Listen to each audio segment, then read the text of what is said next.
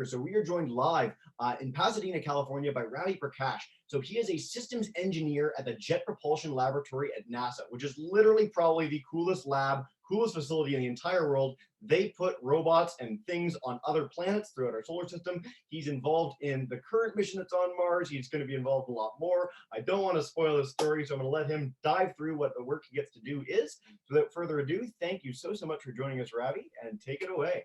Thank you so much. So thanks everyone for joining. I am Ravi Prakash. So who here has heard of the Jet Propulsion Lab before today? Anyone? Raise of hands. Yeah, a few folks. So we are one of 10 NASA centers across the US. We are located outside Los Angeles, and we do robotic spaceflight. So we send robots to other planets. We send robots around Earth. We do things that typically don't involve astronauts, but we get to go further and farther because of it, because we can take more risks. And so I'm going to share a little video right now to talk a little bit about what we do at JPL, and then I'll talk a little bit about what I do and the work we do at JPL. So let's start.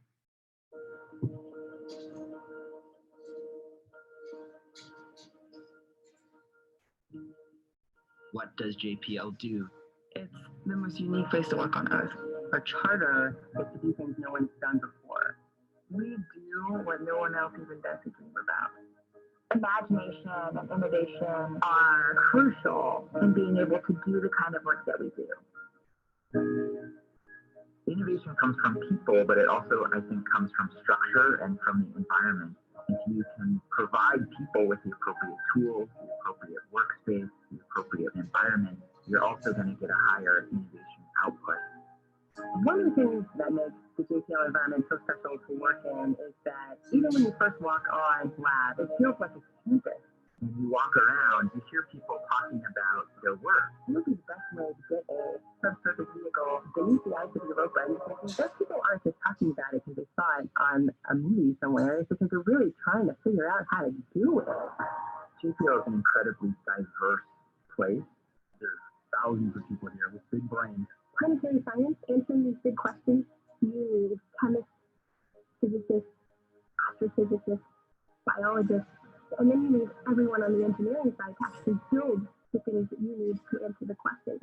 People know so much about so many different things that if I'm looking for an expert in a particular field, engineering or science related, I can probably find them at JPL. I don't have to pick up the phone, I just have to walk down the hallway. Science is all about asking questions, and engineering is all about finding solutions. And so it makes sense to marry these two things together and try and answer the biggest, toughest, most difficult questions we can come up with. What does JPL do? JPL builds the tools for exploring space. Cool. So that's a little bit about what we do at JPL. I really enjoy being here. I'm really lucky to be here. I'm going to talk a little bit about my path to how I got here. So my entire life, I wanted to be a doctor, just like my dad. And it wasn't until senior year of high school that I decided, you know what, doctors work too hard and I'm too lazy. So I need to find a way to make lots of money and not work hard. So a lot of my parents' friends pointed me towards business. So I was like, okay, let me try business school. And immediately I realized that I was missing my math and science classes. And that was the stuff I enjoyed in high school. And so I said, okay, this isn't for me, what is? And I grew up near Houston, Texas, and Johnson Space Center is there. And that's where, you know, Houston, we have a problem. That's where like mission control is for the astronauts. A lot of space goes on in Houston. And so I remembered that anytime my family would go visit Johnson Space Center, I'd be really excited. And so I decided, okay, I want to be an astronaut now. So I switched my major from business to aerospace engineering. I went to the University of Texas and majored in aerospace engineering, got a bachelor's degree there, then went to Georgia Tech to get a master's degree, and then went on to JPL. And I've been here since 2005, minus a brief stint where I went to Northern California to do some work for nonprofits for 3 years, and then I came back to JPL. So I've been here for quite a while. I've worked on some really cool stuff. So this picture you see in the top left is a picture of me next to the test model of the Curiosity rover. So this is a car-sized rover that we landed on the surface of Mars. Let's see, it's been probably like 6 years now since it's been on Mars. It's trying to look for signs of, could Mars have supported life in the past? And so it does some really cool things. It's a beast. And I'll show you a video in a little bit about how we landed that rover on Mars. Shortly after that mission landed is when I took a break from JPL and I worked for nonprofits to try to figure out how can we engineer solutions to help people out of poverty. And so what was great about this is that, at first I was like, I can design spaceships, but I don't know if I can design something to help lift people out of poverty. It sounds so different. And what's great about engineering is that you can use that same process, the same design process, to solve any problem in the world. And so that same design process of brainstorming solutions and coming up with ideas and prototyping can be used for spacecraft, or it can be used to help, solve world hunger. And so that's really great about engineering in my mind. Then I came back to JPL just a few years ago, and I worked on the InSight mission, which landed just under a year ago. And this mission is the picture of the spacecraft you see is in the bottom right. This is a spacecraft that doesn't have wheels, it's just a lander, but it's trying to understand how did Mars form as a planet, and also how did Earth and other rocky planets form.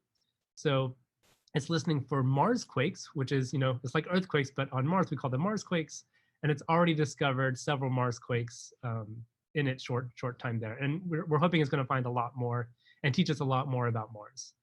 And the picture in the top right is just my adorable family, who I'm really excited about. So we do a lot of stuff with Mars here at JPL, and I'm going to show you a video of how we landed the Curiosity rover on Mars.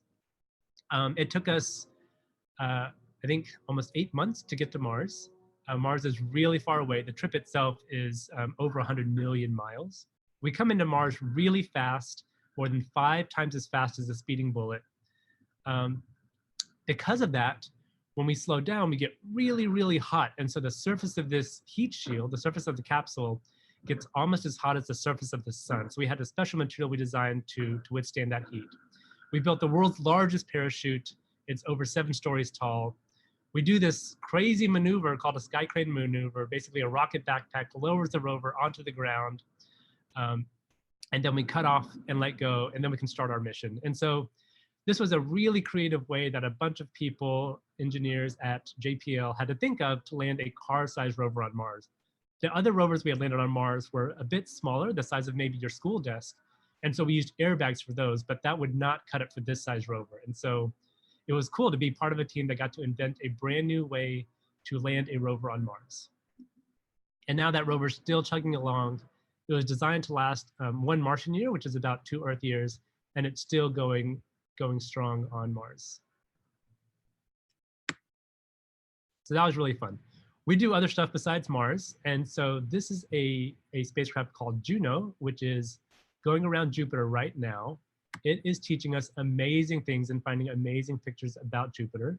So this is helping us understand how did Jupiter form as a planet. So we've had missions that teach us how Mars formed as a planet, how Earth forms as a planet, and now how these gas giants like Jupiter form. The image that you see on the bottom left, maybe some of you have heard of the Great Red Spot on Jupiter. So this is a massive storm. It's been going on for hundreds of years.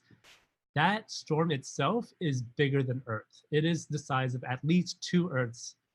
We think it is shrinking over time, so maybe around like 2040 will be quite a bit smaller. But this is just a massive storm that keeps going around Jupiter. So imagine like a hurricane that is more than, it's more than twice as big as Earth. It's just really massive, and it's really, really exciting to see these things up close and to learn about it.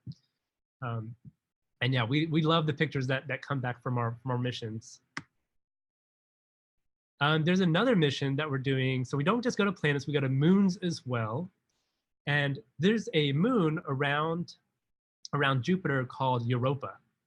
What's really exciting about Europa is that it's a ball of ice. And we think that under this ice is an ocean of water. And what we know about water on Earth is that when we find water on Earth, we tend to find life. And so we think that Europa is one of the best chances of finding life outside of Earth in our solar system. And so this mission, it's in the very early stages. It's pretty much a blank piece of paper, and engineers right now get to design, how do we want to explore this planet? This one is going to land on Europa, and you're going to see that we took some inspiration from how we landed that rover on Mars. We're doing something similar where we have rockets, we lower the spacecraft on some rope, and then we land it, we cut off that rope and start the mission. This is a really tough mission because there's a lot of radiation on Europa because Jupiter has lots of radiation, so it gives that radiation to its moons. It's really, really cold because it's a ball of ice and it's really far from the sun. And so there's a lot of challenges that this mission has to withstand, which is why this mission is only going to last on the order of, let's say, a few weeks to a month, whereas other missions that go to Mars can last much longer. This mission is going to, we're still deciding what this mission exactly is going to do, but most likely it's going to try to understand the surface of Europa. And this animation, the example they show is maybe we drill a little bit, maybe we'll scoop a little bit, put some of that sample inside the spacecraft to be analyzed, and return that data to Earth that shows, this is what we think this is composed of. We don't bring these spacecraft back to Earth. We leave them on Mars, we leave them on Europa, because to bring them back to Earth means we have to launch another rocket that has a rocket just to send that stuff back. And so instead of launching a rocket to Mars, we'd usually rather launch more spacecraft to Mars. The exception is we are planning on bringing back a sample from Mars pretty soon in the next, maybe 1 or 2 decades. This is a cool mission. So actually JPL is, we're only peripherally involved in this mission. The main people that are designing this mission are at Applied Physics Lab, which is on the East Coast. And NASA has funded them to send a helicopter to Titan. Isn't that great? So Titan is a moon of Saturn. What's cool about Titan is that this moon has a lot of methane. Methane is carbon-based. And what we know about carbon on Earth is that when we find life on Earth, there's always some carbon composition. And so Titan is another good opportunity to find life outside of Earth in our solar system. And it's really cool that we're sending a helicopter. What's great about a helicopter is that it can explore farther and further than rovers can. Rovers, they actually move pretty slow. We want to make sure that they don't run over something that's going to be an obstruction. Helicopters can fly right over hazardous areas. They can go farther, and it's really cool to be able to design a helicopter that's going to go on another moon. We do a lot of stuff on other planets, but we actually have more satellites around Earth than we have around other planets. JPL is one of the leaders in trying to understand the effects of climate change and how our Earth is changing over time. And so we have spacecraft that are understanding how the temperature is changing, how the oceans are rising. And all of this is so that we can make better decisions about how to take care of our Earth, because it is the only one we have. It's the only one that we know we have life on. And we want to protect ourselves for future generations, for you guys, for your kids and their kids. And so we have to really take good care of our Earth. JPL is one of the leaders in understanding how we can do that through this data of sending satellites around Earth. Other stuff that we do that benefits Earth is we're building robots that have artificial intelligence. And so these robots can go into hazardous areas and help save people. So let's pretend there's an earthquake or a tsunami and buildings are collapsing. It's dangerous to send people to go in and rescue other people. We can help mitigate that risk by sending robots instead. So we're designing robots that can go maybe take away rubble. They can go into places with chemicals, dangerous chemicals, turn off gas pipes, do all these things that are dangerous for people to do in order to save more people. And so it's cool because at JPL, we're not only doing stuff to explore space, we're doing stuff to help everybody on Earth. And these types of robots have been used in natural disasters. They've been used to, I think, in tsunamis. And so it's really great that the stuff we do helps people on Earth as well as helps us understand and inspire people all around the world. This is, I think, my last slide. So this is just, how can you learn more about the work we do? How can you be more involved in space? Go to this website, eyes.nasa.gov. You'll download a little app for your computer, and you can really get in depth about all the spacecraft that we have. You can explore our solar system. You can really drag around the universe and understand our place in it. It's a really great website. I encourage all of you to go there with your parents' permission, of course, and learn all about it. So that's all I have for this. I would love to answer questions